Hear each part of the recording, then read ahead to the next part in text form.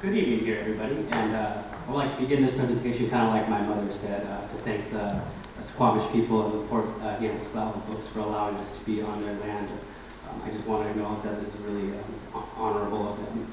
As my mom said, my name is Trevor but my token name is Snine, and as she also said, I'm a public health researcher for Washington State University, and I'm an enrolled member of the Mipu people. We are better known as the Nez Perce tribe. My great-great-great-great-grandfather, also in Snine, survived what has been known as the Nez Perce War of 1877. It was a campaign where around 700 Nez Perce, most of whom were elders, women, and children, resisted the United States government's attempt to forcibly move them to the current day reservation in Idaho. What began as a simple resistance to forced relocation culminated in a 1,100-mile journey through Oregon, Idaho, Wyoming, and Montana. The flight ended in the Bear Paw Mountains, just 40 miles from their intended destination of Canada. Of the more than 700 Nez Perce who initially fled the onslaught, only around 200 made it to Sitting Bull's camp in Canada. Snine was one of the lucky few who did. As a condition of the surrender, 431 Nez Perce with Chief Joseph were promised to be allowed to go back to the current reservation in the Pacific Northwest.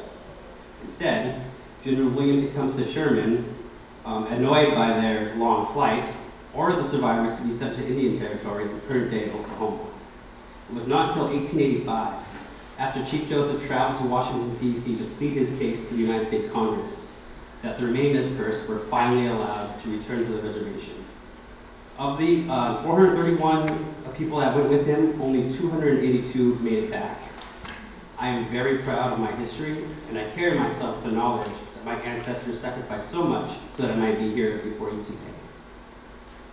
I come from a mixed background. My Caucasian father met my Native American mother in college at the University of Idaho. Both of my parents were the first people from their respective families to attend university. After my father graduated with his mechanical engineering degree, my parents moved here to Kitsap, and shortly thereafter, I was born. While I was never raised on the reservation, I did visit often. My mother raised me in our culture. I danced, as well as sang as part of a drum group, and it was a very important aspect of my early life. I would sometimes ponder, but even at this young age, I even had questions of identity. When I would dance, I would sometimes ponder, do I belong out there? Am I native enough to do this? I would ask myself, do the other dancers think I'm a joke? Things were just as confusing when visiting my father's side of the family.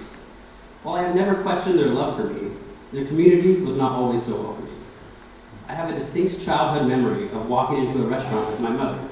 A few looks our way, but nothing really noteworthy.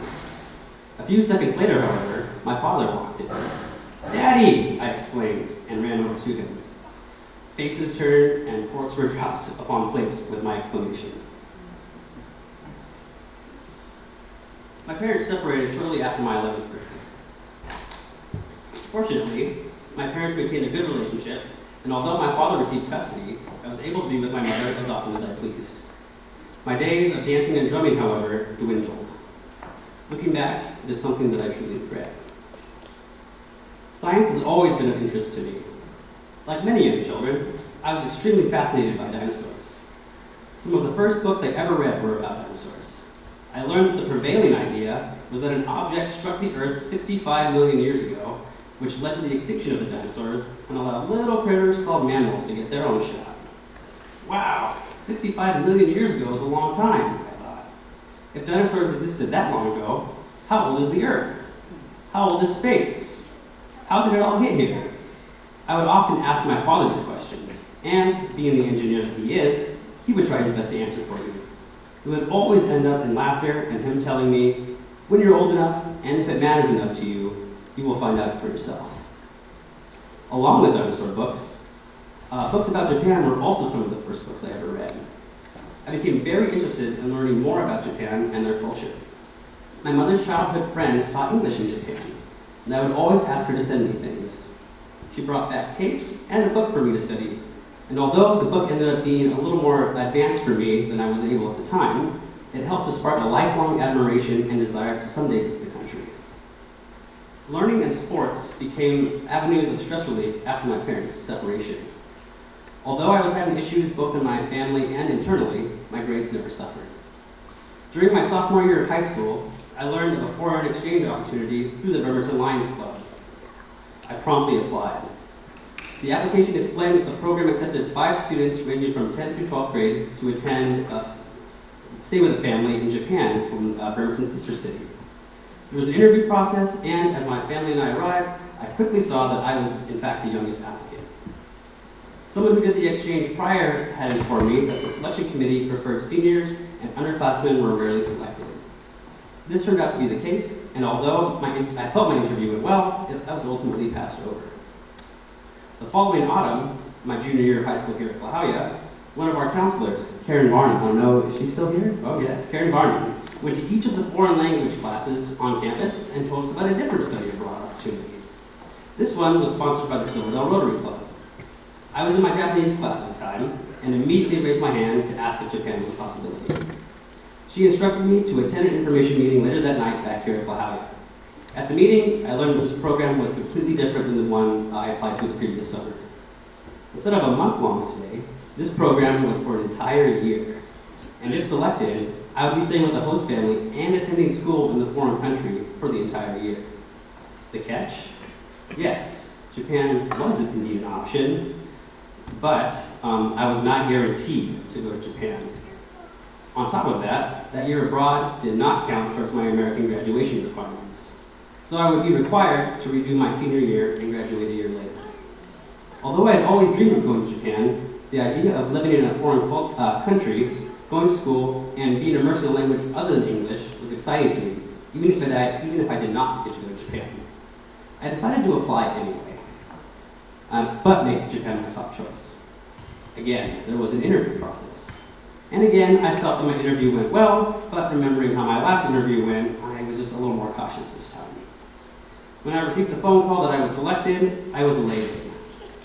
Next up, yet another round of interviews, this time in Victoria, British Columbia, where myself and all the other students from Rotary clubs around Western Washington and Southern British Columbia lobbied for their countries of choice. During my interview, I relayed what I stated earlier. Yes, Japan was most certainly my top choice, but I just relished the opportunity to go and experience something completely different. The wait to find out where I would be going was even longer and more agonizing than wondering if I would be selected or not. After a month, I received a packet of information informing me where I was assigned. Out of all the students who applied to the program, there was only one spot to Japan, and that went to me. I really have to thank my Japanese teacher, who is no longer here, Mr. Ryosuke Suzuki Sensei, arigatou gozaimasu. His letter of recommendation, along with his 2 years of Japanese language instruction, helped convince the committee that I was capable of handling it. I was overwhelmed with excitement.